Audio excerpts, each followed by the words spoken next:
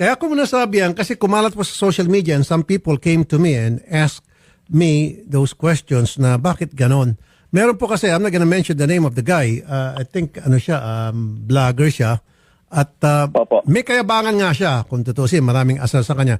Pero I think it was uncalled for na ginawa po ng CIDG na binalanda yung pagmumukha niya at pinabayaan pa yung komplena na pagmumurahin siya at insultuhin siya.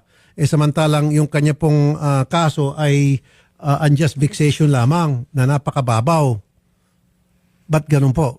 Ba't pinayagan po ng CIDG yun? Senator Rafi, let's put it in context. Actually, kahapon po, I was just in the Senate. I was just nga po with Senator Erwin.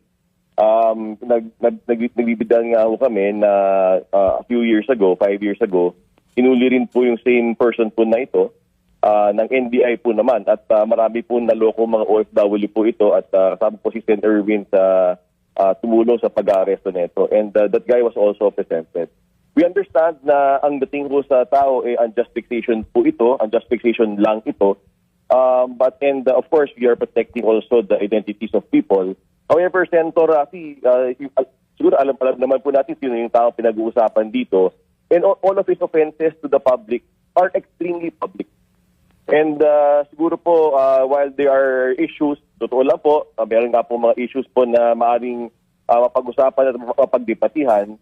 But at the end of the day, Senator Rafi, mahaba po listahan nito. Kung susumahin po natin, meron pong human trafficking dito, sa namakmak po na estafa cases, mga OFWs po natin, ang pinapahamak po nito, yung pong hard-earned money po ng ating mga kapwa Pilipino, disrespect for institutions, use of the uniform, pagpapahiya ko sa mga police, even NBI, even the LTO, and even the use of the name, the use of the surname is actually fraudulent.